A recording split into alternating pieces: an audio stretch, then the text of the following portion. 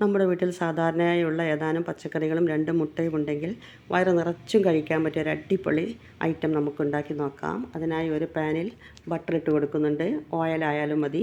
ഇനി അതിലേക്ക് കനം കുറച്ചരിഞ്ഞ കുറച്ച് സവാള ചേർത്ത് കൊടുക്കുന്നുണ്ട്.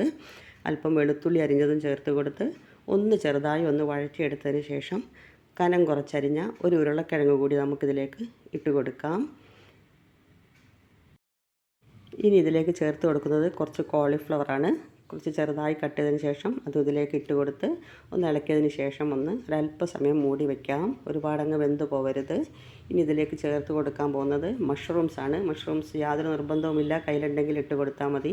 പകരം ക്യാരറ്റോ ക്യാപ്സിക്കോ ഒക്കെ ഇട്ട് കൊടുക്കാം. ബീൻസ് എല്ലാം ചേർത്ത് കൊടുക്കാം. ഇനി ഒരല്പം ഉപ്പും ഒരല്പം പെപ്പറും ചേർത്ത് കൊടുത്ത് ഒന്ന് നന്നായി ഇളക്കിയതിന് ശേഷം ഒരു 2 മിനിറ്റ് മൂടി വയ്ക്കാം. ഒരുപാട് വേവരുത്, നമുക്ക് ബേക്ക് ചെയ്തെടുക്കാനുള്ളതാണ്. ഇനി ഇതിനടച്ച് വെച്ച് ഒന്ന് കുക്ക് ചെയ്തതിന് ശേഷം തുറന്ന് നന്നായി ഒന്ന് ഇളക്കിയതിന് ശേഷം ചൂടാറാൻ വയ്ക്കാം. തീ ഓഫാക്കി കൊടുത്തിട്ടുണ്ട്. ചൂടാറുന്ന സമയം കൊണ്ട് നമുക്ക് ഒരു 1/4 കപ്പ് പാലിൽ 1 ടേബിൾ സ്പൂൺ കോൺഫ്ലവർ മിക്സ് ചെയ്തെടുക്കുന്നുണ്ട്. മൈദ ആയാലും മതി. ഇനി ഇതിന് ഞാനൊരു 3 മുട്ട എടുത്തിട്ടുണ്ട്. അതിലേക്കാണ് ഒഴിച്ചു കൊടുക്കുന്നത്.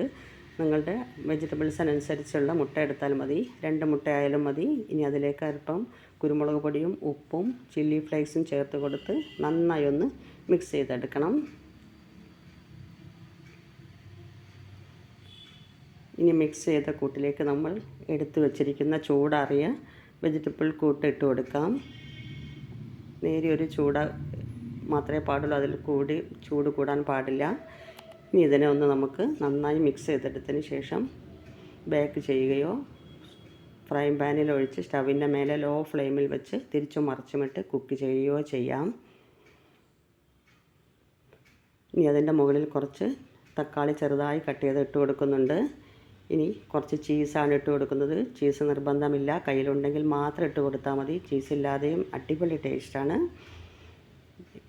ഇനി ഇതിനെ നമുക്ക് ബേക്ക് ചെയ്തെടുക്കാം. ഞാൻ ഗ്യാസിൻ്റെ ഓവനിലാണ് ബേക്ക് ചെയ്തെടുക്കുന്നത്. നിങ്ങൾ സ്റ്റൗവിൽ ഡയറക്റ്റ് ലോ ഫ്ലെയിമിൽ വെച്ച് തിരിച്ച് മറിച്ചുമിട്ട് കുക്ക് ചെയ്തെടുത്താൽ മതി. ഇത് റെഡി ആയിട്ടുണ്ട്. ഇനി നമുക്കിതിനെ കട്ട് ചെയ്ത് സെർവ് ചെയ്ത് കഴിക്കാം.